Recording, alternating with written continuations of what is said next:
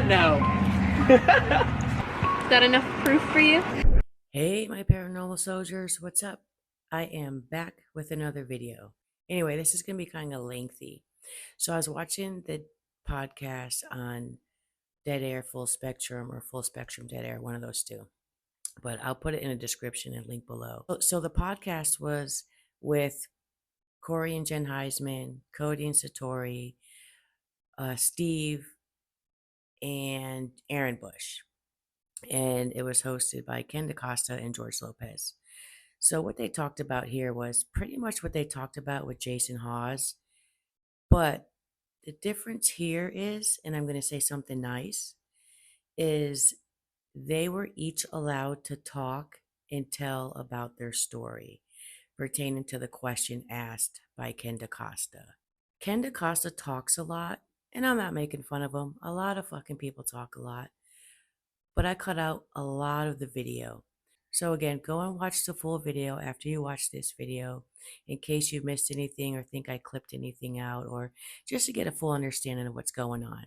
But again, I applaud Ken DaCosta and George Lopez for giving them a platform to speak on and not be interrupted.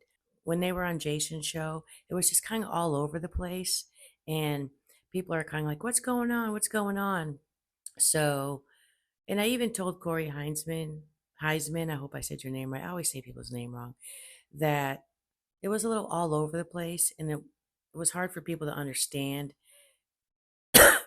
Sorry, guys. I have asthma, so if you hear me breathe funny, it's just not a good day for me. So, yeah, this podcast with the former employees, some of the former employees, was a lot better as the guest could speak and tell their stories pertaining to the questions that were asked by the host. As I said before, I've cut a lot of Ken DaCosta out. So we're going to start the video off with the first question asked to Steve about the barn fire. What happened? What was his perspective? What was told to him? And just all that stuff. So let's get right into this, guys. What happened? I mean, there's a couple of questions for you, Steve. Were you suspended for this?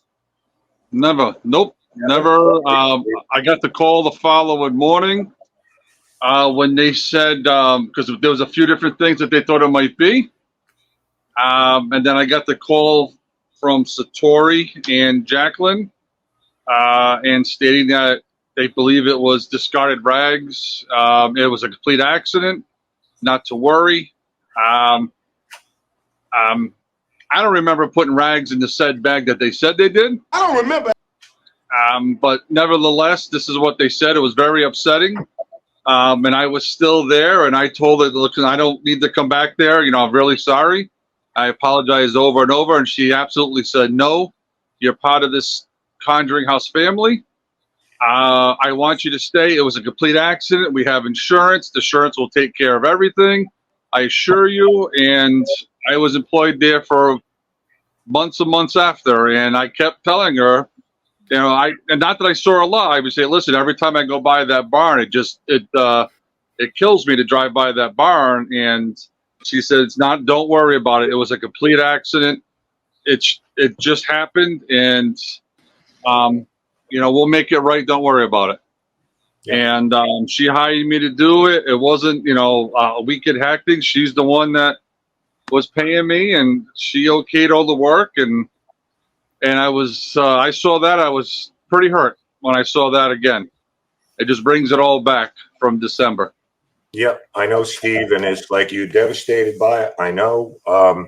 This was supposedly oily rags that I've done 100 times myself, and according to the fire marshal, that's what triggered it. The intense heat generated. Perhaps you should read the instructions first. When the barn was being reconstructed, and the purpose was to put that museum in there. From my understanding is the town or the state, it didn't demand sprinkler systems. Yeah, you're correct. There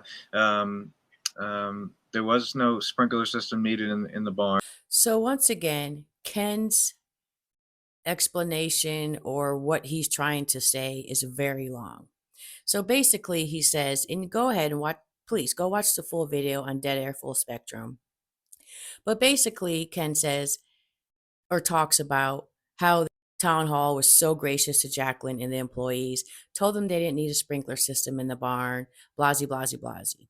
It would save them $60,000. You didn't hear that part because I didn't put it in because he talks too much, but go and watch it. So my question is, knowing you have your property in there, why would you not take the extra precaution to put a sprinkler system in? I understand it's expensive, but for me, I wouldn't put my shit anywhere where I didn't have some sort of fire protection, a sprinkler system, smoke alarms, any of that shit. Like, it just doesn't make sense. I just can't fathom. I can't fathom why you wouldn't put a sprinkler system in. That's just stupidity, in my opinion. I'm not calling anyone stupid. I'm just saying it's stupid. It's stupid. Ugh. On to the next question. Jen and Corey, real quick, too.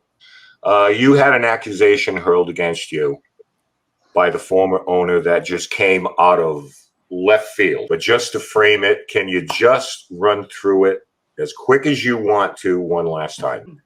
She accused us of siphoning money out of her account, just out of the booking site. I apologize. Out of the booking site, just out of the blue. And I mean, all this was triggered by us forwarding a voicemail that was left for her from the booking agency on my cell phone. It triggered her to just accuse us of this. It was like, Yeah.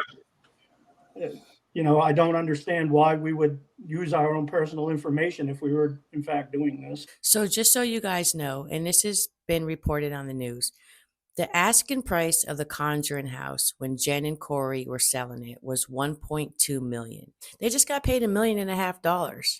Why would they have to steal? It doesn't make sense. Even if they had to finish paying off the mortgage on their house, they still have money. They don't need to steal. It's a pretty shitty thing to accuse somebody of stealing. Come on. What do they need your money for? Woo, daylight has shown itself, guys. So the next question Ken's going to ask about is, why did Jacqueline put the lien on the property? So let's listen to what Corey and Jen have to say. Lien on the property. How the hell can you put a lien on something you don't yet own? We had signed A a letter of intent that she presented to us, which basically was a brief overview of everything that she was presenting. And as long as we agreed to it, it would basically transfer over to the purchase and sales agreement for Rhode Island. Everything looked good on paper. We signed it. There were no lawyers involved. There was no realtors involved. It was just us and the owner. And The realtors were involved. well, they didn't sign it though. Well, no, but they were involved. It wasn't like Okay, they just- I apologize. But anyways, ipso facto, geez, swear to God. Anyway, so anyways, we signed that. Well, then we started getting paperwork from the owner, you know, stating her finances, this, that, and the other, and things weren't adding up. And it actually raised a couple red flags for the realtors, the lawyers for that realty company, and stuff like that. And they started raising a lot of questions. And they basically said, "Okay, hold on. You know, these aren't adding up. Let's just wait a minute." And then finally, they kind of told us, "You know, you're not obligated to sell it to her. You know, that is not a valid agreement in the state of Rhode Island. You know, and this is coming from lawyers. This is coming from, you know, people are telling us this, you know, and we still feel horrible for doing it. But at the same time, when you're being told there's nothing wrong with it, there's nothing wrong with it, Right. you know, especially people in that position, you know, and we decided to go with somebody else that was that really would have done well with the house. And, all of a sudden we're told, yeah, you can't even show the house because there's a lien on it. The day we were supposed to sit down and negotiate with her and go over what we wanted to put in this purchase and sales agreement was the day we said, sorry, we're not doing this. So we never sat down with her. Had we done that meeting and said, look, these are the things we don't like about this. This is why we're just not going to choose you. I think the outcome may have been different, but looking back now, maybe not. She assumes that She she's was supposed to entitled. have the house, so it may not have changed anything. She may have still done the same thing. But us not sitting down and having that meeting with her the day of, we said, sorry, we're going to break, we're not going to sit down and we're not going to have this meeting. She just felt entitled to the sit down, I suppose. And since we didn't do it, she just put a lien on the property. Anybody can walk into the town office and put a lien on anybody's property. Like we could walk in and do it now. Anybody in this room, in this live chat, could walk in and do it now. No, anybody can walk in and put a lien on somebody else's property. It doesn't make it legal. Yeah, you'll have to go through the court proceedings. You'll have to, Because what she did was with malicious intent, and we definitely had a case, our lawyer said, but unfortunately it could be dragged out for as long as up to 5 years, depending on how long she wanted to appeal. And we had one court hearing. The next hearing was scheduled to be so far out, and if we had won that court hearing, the lawyers, were like, it's not just winning that, she can appeal it, so she can drag this out for a period of time. And by then we were just in a position where we were ready. We were hemorrhaging money. We were already ready to be done. Like, we were already in a mindset that we were hoping to be back in Maine by Christmas, and it wasn't looking like that anyway. So to look at another 1 to 2 to 3 to 5 years was already like, mentally, we were just done. And she was in the mindset she was going to have that house one way or another. So in the state of Rhode Island, you can put a lien on a house if there is valid reason.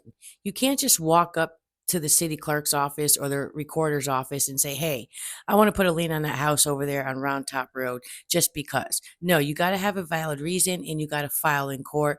And you guys can go to Rhode Island law and read all this. But let me give you some examples of why a purchaser would put a lien on a house before they even own it. So I'm going to look at my computer and read some stuff off to you guys. I hope this helps you guys understand a little bit more about the lien that Jacqueline put on Corey and Jen. So here's the first reason. There could have been a lien put on for unpaid work or materials. If the purchaser has provided labor or materials for improvements on the property and has not been paid, they might file a mechanic's lien to secure payment. There's one reason. Another reason, breach of contract. If the seller has breached the terms of the LOI, letter of intent, or any subsequent agreements, the purchaser might place a lien to ensure that they are compensated for any damages or unpaid amounts. Another reason, securing a debt. If the seller owes the purchaser money for any reason related to the property transaction, placing a lien can help secure that debt. So those are some of the reasons, the only reasons I found that you could put a lien on someone's house. There's probably more. There might be more. I didn't dig too deep, but you guys get the basic gist of it. You can't just go throw a lien on someone's house like they're kind of making it sound in this explanation of all this. So no, it's not possible. I called the recorder's office in Burrsville and said, hey, I gave an address I looked up. I want to put a lien on that house. Okay, go to court, make sure you have a reason for the lien, or you will not be approved. Basically, obviously, there was enough reason for Jacqueline to be able to file and put a lien on the property. For whatever reason, we don't know. Will we ever know the truth on that? I don't know. That's something between the owner and the former owners. But I just wanted to break that down to you guys, okay? Let's move on and see what the next question is. So you guys stayed on. How did that all come about that you guys ended up staying and essentially working the house? We had agreed in the beginning that we would stay on for a period of time in order to help the bookings transition well, help her get her feet wet, get used to the way, our system was, and that give her some time to adjust what she wanted to adjust. But we had agreed to help out in the beginning just to make the transition easy. Like, our thing is, we've always been for the business, the guests coming in, the people. Like, we wanted her to succeed. We told her from day one we wanted her to succeed. Why wouldn't you? Right. You know? It was we started it. It was our project. It was our baby. We were, we wanted it to do well. We started that way. And it got to the point where Maddie was staying as a caretaker. So I would come with her. So I drove her down and I'd stay the week with her. I wasn't comfortable with her being there by herself. And it really isn't a one-person job a week when you're there alone. Like, it isn't a one-person job for an entire week. Then it got to the point where she had asked if I would stay on to do the admin stuff, the emails, the booking site. And so we agreed upon, payment from there, because I think by then we were 3 months in. And so we just, Corey stayed on to help out when needed in between. It was very kind that Jen and Corey stayed on to help out. So I at one time owned a business. It was a cleaning business. And I had about 600 clients. I sold that business to another cleaning company. And I stayed around for about 3 months to help them learn my customers and the employees that I said, I'll sell you this company, but you can't fire my staff. They all need a job and they're all great workers. And they've been with me for a long time. So I stayed around for a while to help out. So I can understand Corey and Jen staying around to help out. I get it. Very nice thing of them to do. Much respect for that. Much respect for any business owner who sells a business and wants to stick around and help out, whether asked or not asked. So I applaud Corey and Jen for that. I really do. And that's not being sarcastic. So Ken's now going to ask Cody and Satori, how did it come about that you guys were there when Sam and Colby showed up? They have a very interesting answer. So let's get into this. You got to do Sam and Colby, big internet stars, right? Maybe the biggest out there. Question for you. How did you arrive at that decision, and did you do it on anybody's behest? So to put it frankly, we didn't really know we were doing Sam and Colby until Sam and Colby were there. We were told that we were going to be caretaking that week, and we were fine with that. We're used to content creators and things like that. It was brought up to us a couple times, just in like, oh, would you guys be willing to do this at some point? Think on it, kind of that mindset. And to be honest, we didn't really, and I'm not going to say like anything against them. It was just, we didn't really think of wanting to do it. Like, it wasn't something that we were like, oh, we gotta do this YouTube video. And there was kind of this rule that the owner had made that caretakers weren't really supposed to be in content creator videos. Definitely not, because you have to give them a tour and everything else. And she made it very clear to us that caretakers were not to be in videos. Okay, so I call bullshit on that. In my opinion, it's bullshit. I think they knew that Sam and Colby were coming. I really do. You have to book it. So you know who's coming. It has to be booked. Did Sam and Colby just show up there one morning and say, hey, we're here? Oh, surprise, you guys are working. I just find that really hard to believe. So if you guys remember in one of my past videos, Exploring with Josh, who's an amazing guy, sent myself and a bunch of other debunkers some video footage of the first time he saw Cody and Satori performing their method.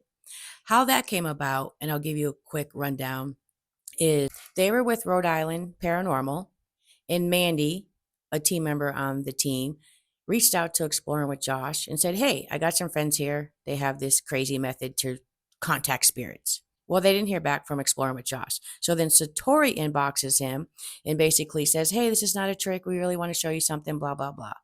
So that shows me right there, like, you don't mind performing for content creators. So they have performed for content creators before on their own with no demands. So I really find it hard to believe that they were forced to do this for Sam and Colby. I can't believe it. I won't believe it. I know all of the former employees are sticking up for them, saying, yes, Jacqueline did. She demanded that they do it, or else there was consequences. Well, that's all hearsay. There's no proof that Jacqueline made them do that. None whatsoever that I've seen. And if anyone has proof, let me know in the comments below. But I haven't seen anything. So I find everything they just said to be a bunch of bullshit. So let's continue on because they have more to say. The policy was put in effect at one point that if someone comes on a night that you're the caretakers, that they're not going to do, you're not going to be doing this for them. That was set policy at some point. And our rule was we couldn't do it at all for guests. Okay. Unless it was told to us that we should.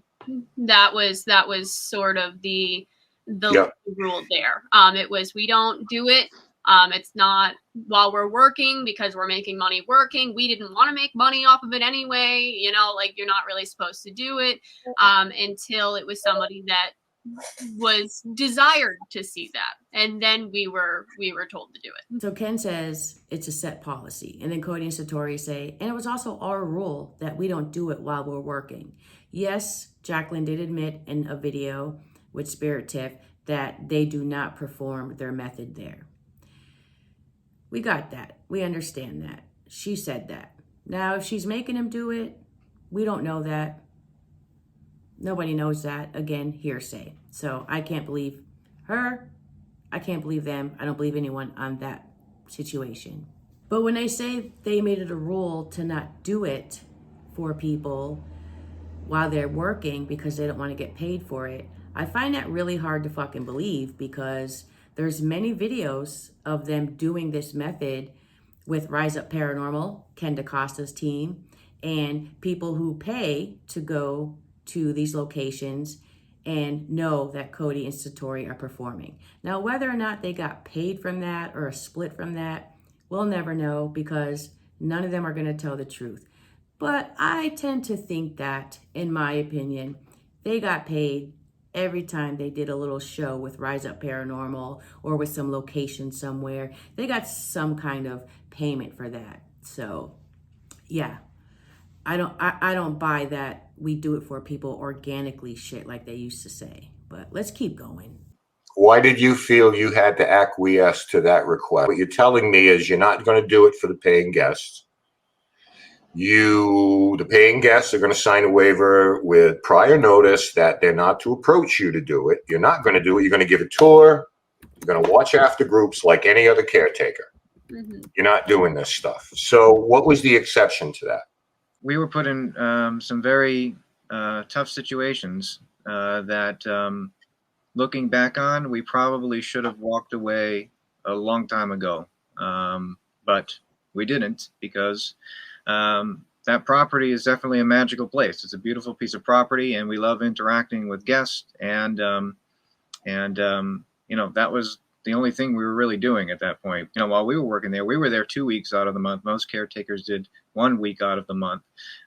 So that was a big, huge portion of our lives that we would have had to have walked away from. Should we have walked away when this first started? Absolutely, we should have. Looking back, we should have, but we didn't. And is that our fault? Yeah. Yeah, it is your fault that you weren't grown enough or man enough to say, no, we're not going to do this. We're going to leave and we're going to go find other employment. So, yeah, you have no one to blame but yourself for being put in a predicament that you say you were put in if Jacqueline made you do it and you bowed down to her. You know, that's just my opinion. I would have just got up and said, hey, fuck you, I'm out. It's okay to tell your boss no. So I see a lot of red flags in that whole situation there. But anyway, this is the first time I've heard them admit that they're wrong about something, that they did something they shouldn't have done and later regretted it. So hopefully one day they'll come out and say, we don't really do the toe tapping method, it's fake, and we should have just told everybody from the beginning, but we didn't want to. But the good side of this is they admitted that they should have left. So therefore, you guys should have left And if Jacqueline made you do this method on demand, like you say, and you stayed, then you have no one to blame but yourself. Okay, so what I'm trying to get across is that at some point, and if you need me to back off on this, you were asked to perform in select circumstances. Yes, we believe that we were, in our opinion, you can make your own conclusions on this.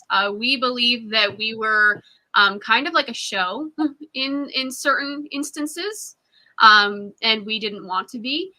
To finish the Sam and Colby thing, again, Sam and Colby, wonderful people when we spent time with them. I don't want it to seem like that's not the case, because that's not what I'm getting at here. But I will say, definitely rewatch the series and watch the beginning, and exactly what you see happening in the beginning, the introductions, that's exactly how it happened. And we didn't know things were being planned without us. I'm trying. We have to kind of tiptoe around our words a little bit on what we say here. But yeah, we learned from previous situations that we would be put in a very tough situation if we didn't comply with what was asked of us. So what exactly was going to happen to them if they didn't comply to do what was asked of them? Would you have got fired?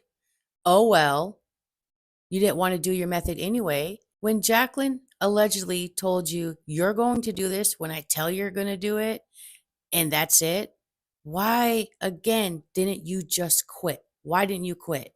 There's spirits all over the place. You could have found another haunted location to work at. I don't buy we were attached to the house, we love the spirits, the blah, blah, blah. I just don't buy it. I don't buy it. At least not from them. Because remember, they have been debunked on their method, and they have been called out on a lot of lies that they told over the years. So just remember that. Remember that. And remember that most of the stuff they're saying in this podcast is all hearsay. I'm going to do a part 2 on this one, guys, because it's a very long podcast. And some people are long-winded, and it's okay. You're going to tell your story. It might be a little long-winded. So remember, I've cut some of the clips out just to shorten them, but I will be back with part 2, because this is where George Lopez starts talking about spirits in the house. Is there anything demonic? Is there anything that can be attached to you? Can a house bring you down? Does a house speak to you? Type stuff. So I'll be back with part 2 in a day or 2 on that. So I just want to thank all my paranormal soldiers and my new subscribers for watching and supporting us and standing behind us. And we appreciate it. We appreciate all of you out there. And we're going to be going live soon with an investigation. And we're going to try a new spirit box that we got from John Huntington, who used to live at the Conjuring House, and see how that goes. We're excited to use it because we've never used a spirit box, not an actual big spirit box. Let me show you what it looks like.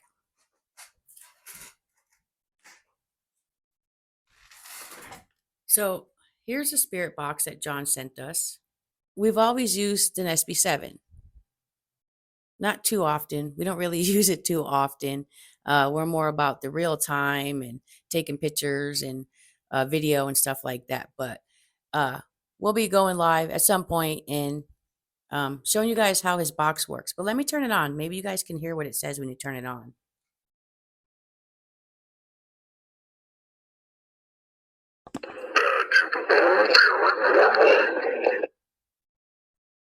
That was pretty cool, right? Bad to the Bone Paranormal. So if you guys are looking for a spirit box, hit up John Huntington. I'll put his link in the description. He's amazing at what he does with these spirit boxes. It's our first one, but other people have told me how great they are. I've seen people use his spirit boxes. I've seen him use his spirit box at the Conjuring House. So if you're interested in a spirit box, go hit up John Huntington. He's a really good friend of ours and very, very nice guy. So as I usually say, I am out, and love, peace, and hair grease, my babies. Have an amazing afternoon, morning, evening, or whatever time it is where you are. Until the next time, we out.